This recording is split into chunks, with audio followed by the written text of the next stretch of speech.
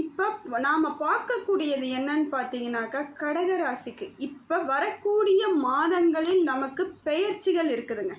கிரக பெயர்ச்சிகள் இருப்பதனால் கடக ராசிக்கு என்னென்ன மாற்றங்கள் ஏற்பட போகுது வாழ்க்கையில், இந்த கிரக பெயர்ச்சியானது அவர்கள் வாழ்க்கையை எப்படி ஒரு மாற்றத்திற்கான அமைப்பை ஏற்படுத்தி கொடுக்குதுன்னு சொல்லிட்டு பார்க்கலாங்க.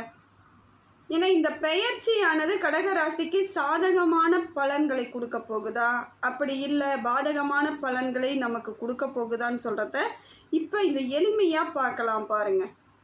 இந்த விளக்கமானது ஆழ்ந்து எளிமையான தெளிவான விளக்கத்தோடு இருக்கக்கூடியதாக இருக்குதுங்க. இதில் கடகராசிக்கு என்ன பலன்கள் கிடைக்க போகுது, இந்த கிரக பெயர்ச்சிகள் எதை மாற்றத்தை ஏற்படுத்தி கொடுக்க போகுதுன்னு சொல்லிட்டு பார்க்கலாங்க. பொதுவாக கடக ராசிக்கு அதிபதி அப்படி யாருன்னு பார்த்தீங்கன்னாக்கா சந்திரன்க. ஏன்னா நவ கிரகங்களின் அழகான தேவதை யாருன்னு பார்த்தீங்கன்னா சந்திரன். அவங்க தான் இவங்களுக்கு ராசிநாதனாக வராரு. சந்திர பகவான் கடகத்திற்கு ராசிநாதன். அவர் தான் வலு சேர்க்கக்கூடியவராக இருப்பார். எப்பொழுதும் கடகத்திற்கு நல்ல ஒரு பலத்தை ஏற்படுத்தி கொடுக்குறவர். பொதுவாக கடக ராசியை பார்க்கும் பொழுது அவங்க சாதாரணமாக ஒரு எளிமையாக இருந்தால் கூட பார்ப்பதற்கு ஏதோ ஒரு தேஜஸ் இருக்கிற மாதிரியே இருக்குங்க. அவங்க ஒன்றும் பெரிய ஆடம்பரமோ ஒரு மாதிரி பியூட்டி பார்லர் போயிட்டு வந்தால் தான் அழகோன்னு கிடையாது. சாதாரணமாக கருப்பாகவே இருந்தால் கூட அவங்க ஒரு கலையான பார்க்கும் பொழுது மரியாதை மிக்கவர்களாக தோன்றக்கூடியவர்களாக இருப்பவங்க கடகராசிக்காரர்கள்.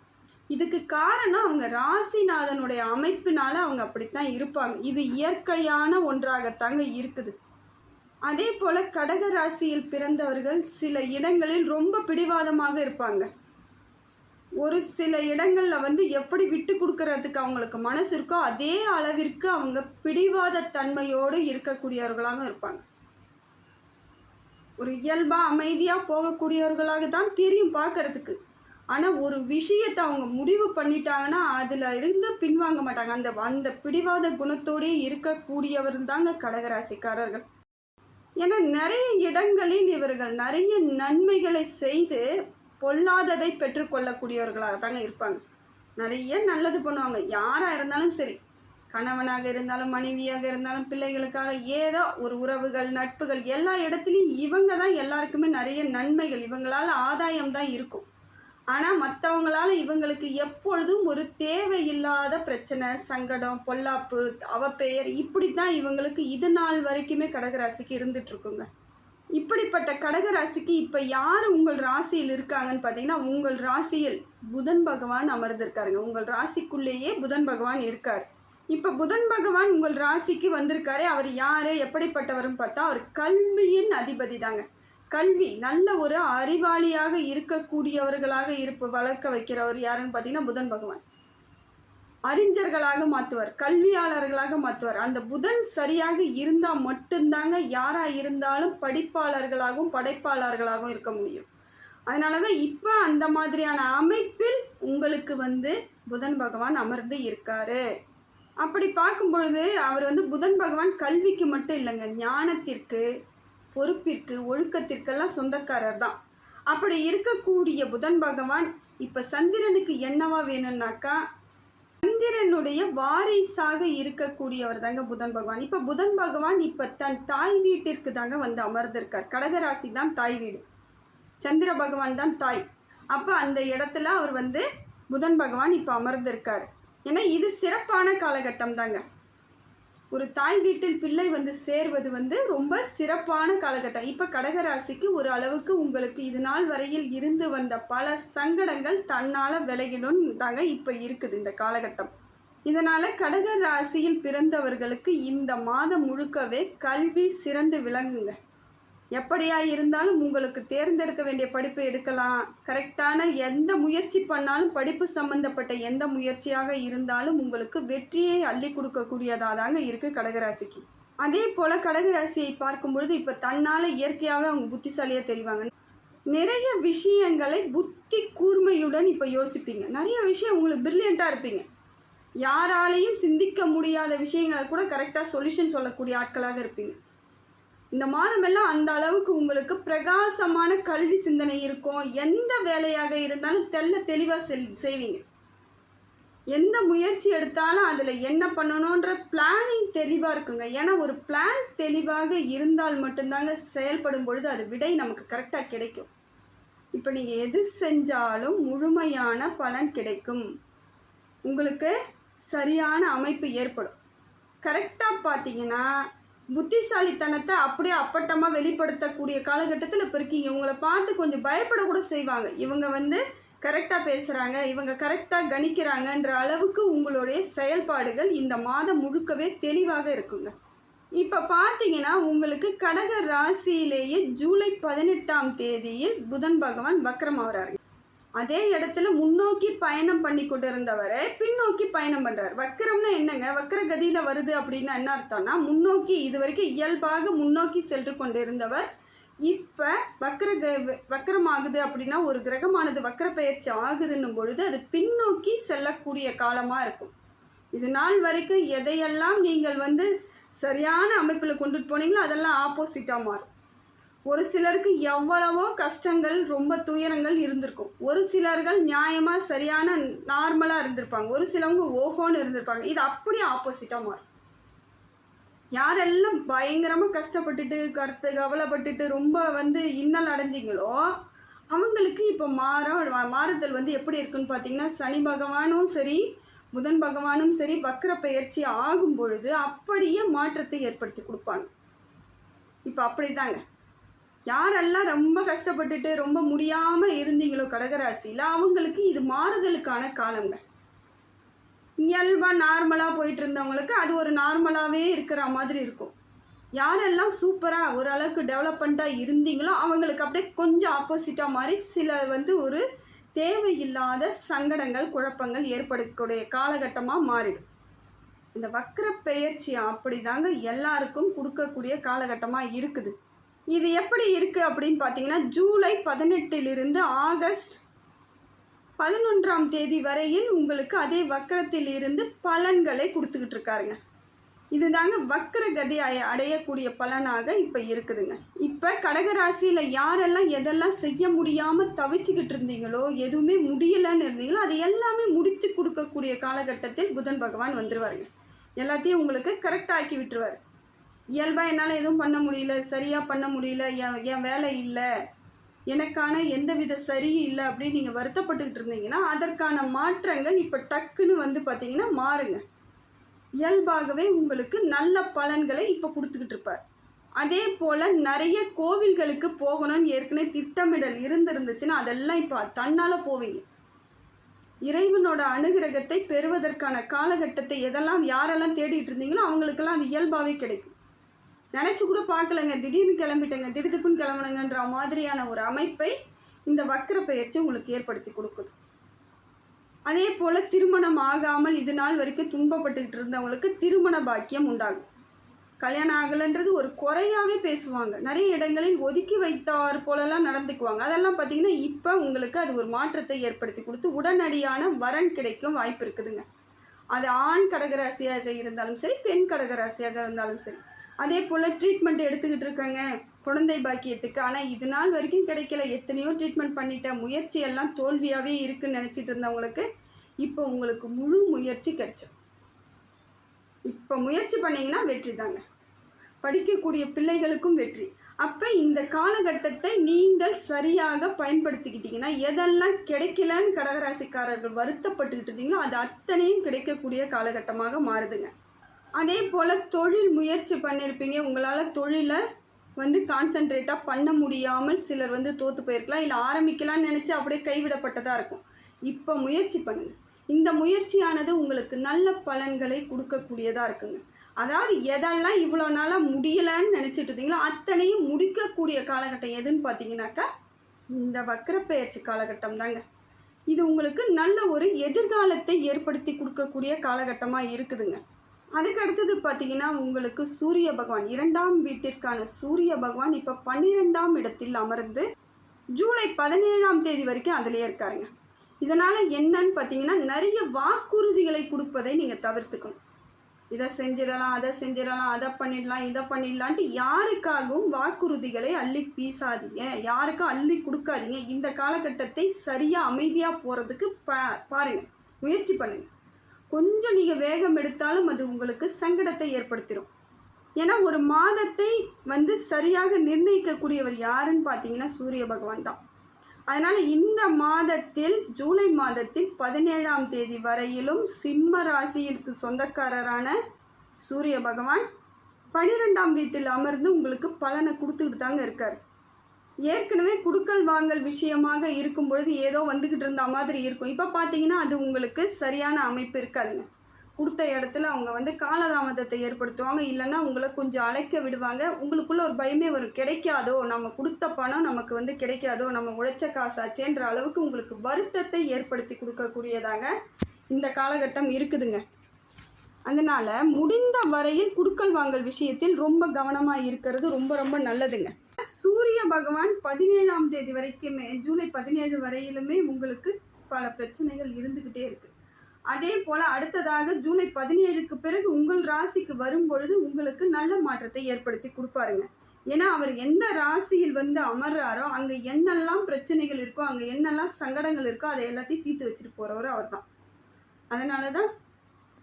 அதனால தான் சூரியன் அந்த மாதத்தில் வரும்பொழுது அந்தந்த ராசிக்காரர்கள் சிறப்பானவர்களாக தெரியறதுக்கு காரணம் தான். அதனால தான் இப்போ அடுத்தது பார்த்தீங்கன்னா உங்களுக்கு உங்கள் ராசிக்கு தான் வரப்போகிறார் சூரிய பகவான். இது நல்ல பலன்களை கொடுப்பாருங்க. ஏன்னா கௌரவம், அந்தஸ்து, அந்த மாதிரியான விஷயங்களுக்கு சிறப்பானவர் யாருன்னு பார்த்தீங்கன்னா சூரியன் தாங்க. தனித்துவமானவர். அவர் யாரு கூடயும் அவ்வளவு சீக்கிரம் எளிமையில் சேரவே மாட்டாருங்க. அப்படிப்பட்ட ஒரு தனியாக தாங்க இருப்பார்.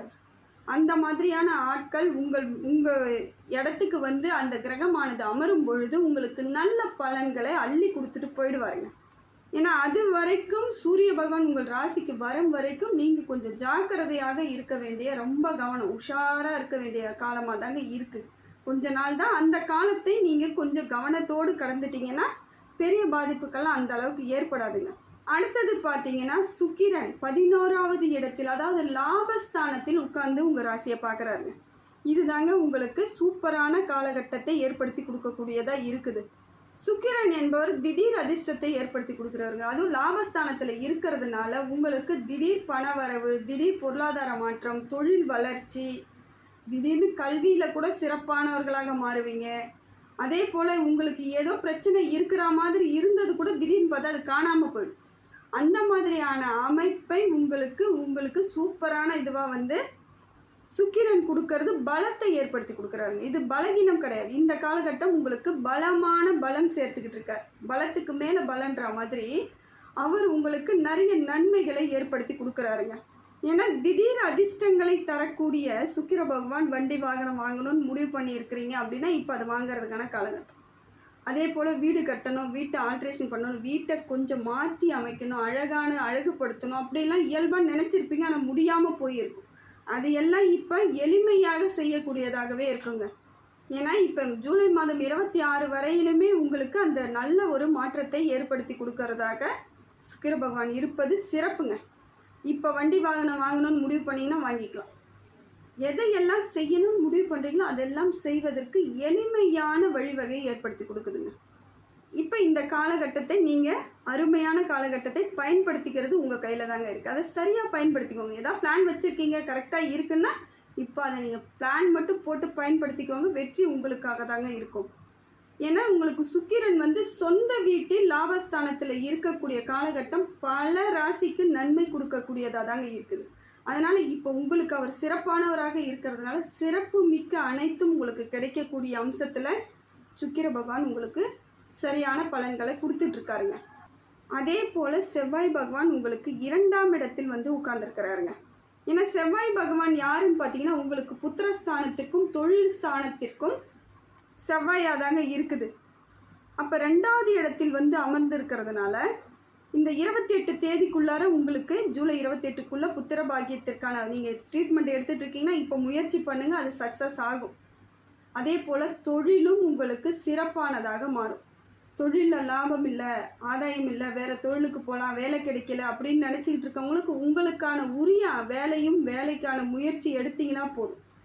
அதே போல் சொந்த தொழில் செய்யக்கூடியவர்களுக்கும் கொஞ்சம் உங்களுக்கே நீங்கள் புரிய ஆரம்பிக்கும். ஆல்ட்ரேஷன் பண்ணுவீங்க, வேறு எதாவது செய்யலாமா, கூட அடிஷ்னலாக எதாவது பண்ணலாமா, எப்படி மாற்றலான்ற எண்ணங்கள்லாம் சரியாக வரும்பொழுது தெளிவாக சில பிரச்சனைகளை எளிமையாக டேக் ஓவர் பண்ணிட்டு போயிடுவீங்க. அப்போ தொழில் உங்களுக்கு அமோகமான வளர்ச்சியாக மாறுங்க. ஏன்னா 28 தேதி வரையும் சிம்ம ராசியில் இருந்துட்டு 28 தேதிக்கு மேலே கன்னி ராசியில் செவ்வாய் பகவான் மாறுறார். அது புத்திர ஸ்தானத்துக்கும் தொழில் ஸ்தானத்துக்கும் சிறந்து விளங்கக்கூடியதாக இருக்குதுங்க சிம்ம ராசியில் இருக்க வரைக்கும். அப்போ அந்த காலகட்டத்தை நீங்கள் சரியாக யோசித்து என்ன பண்ணணும்னு முடிவு பண்ணிங்கன்னா இது உங்களுக்கு அருமையான யோகத்தை ஏற்படுத்தி கொடுக்குதுங்க. அடுத்தது பார்த்தீங்கன்னா குரு பகவான் 12வது இடத்துல இருக்காருங்க. விரயமாக இருக்கார். இவர் ஏதாவது நமக்கு நல்லது பண்ணுவாரா அப்படின்னு நீங்கள் எதிர்பார்த்துட்டு இருக்கீங்கன்னா, குரு சரியாக இருந்தால் தானே நம்ம வாழ்க்கை சரியாக இருக்கும் அப்படின்னு நினைக்கக்கூடியவர்களாக இருந்தீங்கன்னா நல்லது நன்மை நடக்கிறது கொஞ்சம் கடினமாக இருக்குதுங்க. ஏன்னா குரு 12ஆம் இடத்தில் இருப்பது உங்களுக்கு நல்ல பலன்களை கொடுக்கக்கூடிய காலகட்டம் கிடையாது தாங்க. ஆனால் சூரியனுடன் குரு பகவான் ஜூலை 17 வரைக்கும் ஒன்றா இருக்கிறதுனால உங்களுக்கு பல நன்மைகள் ஏற்படும். தனித்துவமாக அவர் 12வது வீட்டில் குரு பகவான் இருந்தால் உங்களுக்கு முழுமையாக நல்ல பலன் கிடைக்காதுங்க. ஆனால் சூரியனுடன் இருப்பதனால உங்களுக்கு இப்பொழுது பலன் மாறிடுங்க. நல்ல பலன்களாக கிடைக்க வாய்ப்புகள் அதிகமாக இருக்குது. ஏன்னா 17வது தேதி வரையிலுமே இப்போ சூரியனும் குருவும் சேர்ந்து இருக்கிறதுனால உங்களுக்கு நல்ல மாற்றம் ஏற்படும். 17ஆம் தேதிக்கு மேலே உங்கள் ராசிக்கு தாங்க சூரிய பகவான் வந்துடுவார். அப்போ அந்த பலன்கள் மாறிடும். அதனால் அந்த 17 தேதிக்குள் ஏதாவது செய்யணும் முயற்சி பண்ணணும்னாலும் முயற்சி பண்ணலாம். இந்த முயற்சிகள் ஒன்றும் ஏன்னா ஒவ்வொரு தேதி சொல்கிறேன், ஒவ்வொரு கிரக பெயர்ச்சியும் சொல்கிறேன். அப்போ அந்த தேதிக்குள்ளே முயற்சி பண்ணுங்கன்னா அப்போ நீங்கள் மாதம் முழுக்கவே முயற்சி பண்ணி தான் பாருங்களேன் உங்களுக்கு எந்த மாதிரியான மாற்றங்கள்லாம் ஏற்படுதுன்னு. அவ்வளவு நன்மைகள் ஏற்படக்கூடிய காலகட்டம் இந்த காலகட்டமாக இருக்குது. சில விஷயங்கள் நமக்கு தப்பாக இருந்தாலும் மற்ற கிரகங்களுக்கு நம்ம சப்போர்ட் பண்ணும் பொழுது நமக்கான பலன் நல்ல பலனாக கிடைக்குதுங்க. அதனால் முயற்சி மட்டும்தான். ஏன்னா ஒரு சிலவங்க என்ன பண்ணுறாங்கன்னா எந்த கிரகம் பயிற்சி ஆனாலும் சரி, எந்த கிரகம் நல்ல நிலையில் இருந்தாலும் கெடு பலன் கொடுத்தாலும் அவங்க எனக்கு எதுவுமே நடக்கலை, எனக்கு எதுவுமே கிடைக்கல, அந்த மாதிரியான ஒரு எண்ணத்தோடு இருக்கிறதுனால அவங்களுக்கான முழு பலன் கிடைக்க மாட்டேங்குது. ஃபஸ்ட்டு எதிர்மறை எண்ணங்களை நீங்கள் வெளியே அனுப்பித்தாங்க ஆகணும். அப்போ தான் உங்களுக்கான நல்லது நேர்மறை ஆற்றல் உங்களை தேடி வரும். நல்ல அதிர்வலைகள் வரும் பொழுது பல நல்ல பலன்கள் உங்களுக்கான பலனாக கிடைக்கும். அதனால் முடிந்த வரையிலும் நீங்கள் எதை நோக்கி பயணம் பண்ணிக்கிட்டு இருக்கீங்களோ அதுக்கு முயற்சியை மட்டும் முழுசாக போடுங்க. இந்த காலகட்டத்தில் எல்லா கிரகங்களுமே உங்களுக்கு நல்ல அமைப்பாக தாங்க இருக்குது. குரு சரியில்லை அப்படின்னாலும் அவர் கூட இருக்கக்கூடிய சூரிய பகவான் உங்களுக்கு 2 பேரும் சேர்ந்து நல்ல பலனை கொடுத்துருவாங்க. அப்போ மாறுதல் ஏற்படுதுன்னு அர்த்தம். அப்போ நீங்கள் கரெக்டான முயற்சியிலே இருக்கணும். எப்போ பாரு பழைய நினைவுகளை நினச்சிக்கிறது, தேவையில்லாத சங்கடங்களை ஏற்படுத்திக்கிறது, அதே போல் விட்டதையே நினச்சி கவலைப்பட்டுட்டு இருக்கிறது. அது ஒன்று போயிடுச்சுன்னா போயிட்டோன்னு விட்டுருங்க. அதை விட பல மடங்கு நல்ல நன்மைகள் நமக்கு கிடைக்குன்ற எண்ணத்தோடு இருந்தால் மட்டும்தாங்க திருப்பி நமக்கு நல்லது நடக்கும். ஒரு சிலவங்க என்ன பண்ணுவாங்க, ஏதோ ஒன்று நம்ம கையை விட்டு போயிடுச்சு, ஒரு பொருளாக இருக்கலாம், இடமா இருக்கலாம், வீடாக இருக்கலாம், ஏதோ ஒன்று போயிடுச்சு. ஆனால் எதுவுமே கிடைக்காத பொருள் எதுவும் கிடையாது. திருப்பி எல்லாமே வந்துடக்கூடிய பொருள் தான். அப்போ அது காலம்னா கொஞ்சம் காலம் ஆகலாம். அதற்காக அதை நினச்சி வருத்தப்பட்டுக்கிட்டே இருப்பாங்க. வீடு போயிடுச்சு, சொத்து போயிடுச்சு அப்படின்ட்டு. என்னையை பொறுத்த வரைக்கும் அதெல்லாம் போனால் போயிட்டு போகுதுங்க.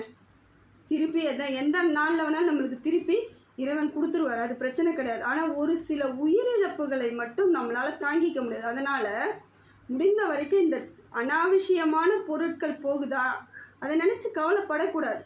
ஆனால் உறவுகள் எப்பொழுதும் நம்மளை விட்டு போகக்கூடாதுன்னு நினைக்கிற எண்ணத்தோடு இருந்தீங்கன்னா சில விஷயங்கள் உங்களுக்கு கையிலேயே இருந்துக்கிட்டே இருக்குங்க, நிம்மதியாகவும் இருப்பீங்க.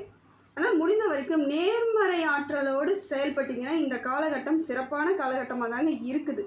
இதையெல்லாம் போக இப்போ சனி பகவான் இப்பொழுது 9ஆம் இடத்துல இருக்கிறாருங்க. மார்ச் 29 பெயர்ச்சி ஆன பிறகு உங்களுக்கு 9வது இடத்தில் சனி பகவான் பெயர்ச்சியாக இருக்கார். இந்த சனியானது பாக்கிய சனியாக இருந்து இது நாள் வரைக்கும் உங்களுக்கு பல மாற்றங்கள் ஏற்படுத்தி கொடுத்துருப்பாருங்க. ஏன்னா அஷ்டமத்து சனி முடிந்து உங்களுக்கு பாக்கிய சனியாக மார்ச் 29 பெயர்ச்சி ஆனார். அதற்கு பிறகே சில மாற்றங்கள் ஏற்பட்டிருக்கலாம், மனதில் ஒரு தெளிவு கிடைச்சிருக்கும். இது நாள் வரைக்கும் இருந்து வந்த சங்கடங்கள்லாம் ஓரளவுக்கு உங்களுக்கு நிம்மதியை கொடுத்துருக்குங்க. அதாவது ஒரு சனி பகவான் முன்னோக்கி பயணம் பண்ணக்கூடியது, அதை இயல்பாக செல்லக்கூடிய பெயர்ச்சியானது பலனை கொடுக்கக்கூடியதை விட உங்களுக்கு வக்ர பெயர்ச்சியாக மாறும் பொழுது பலன் கூடுதலாக இருக்குங்க. இதுதான் இயல்பு. ஏன்னா இயல்பாகவே இப்போ வந்து மார்ச் 29லேருந்து அவர் முன்னோக்கி பயணம் பண்ணிட்டு போயிட்டே இருந்தார். இப்போ ஜூலை 13ஆம் தேதியில் இருந்து பின்னோக்கி பயணம், அதாவது வக்ர பெயர்ச்சியாக மாறுறாருங்க.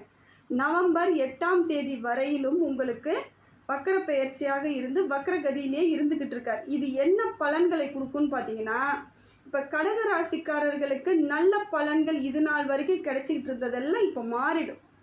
உங்களுக்கு சரியான அமைப்பு ஏற்படாது. இல்லைங்க, ஏற்கனவே எனக்கு சரியான அமைப்பில் இல்லாமல் தாங்க இருக்குது, எனக்கு தொழில் இல்லை, தொழில் வளர்ச்சி இல்லாமல் இருக்குது, என்ன பாக்கிய சனியாக வந்தாலும் அதே இடத்துல அஷ்டமத்த சனியில் இருந்த மாதிரியே இருந்துக்கிட்டு இருக்கேன் அப்படின்னா, அது உங்கள் ஜாதகத்தில் தசா புத்தி அப்படி இருந்திருக்கும்.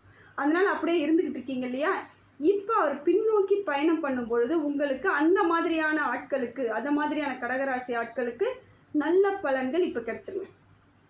தொட்டது துலங்கக்கூடிய காலமாக உங்களுக்கு சனி பகவான் மாற்றி அமைச்சிருவார்.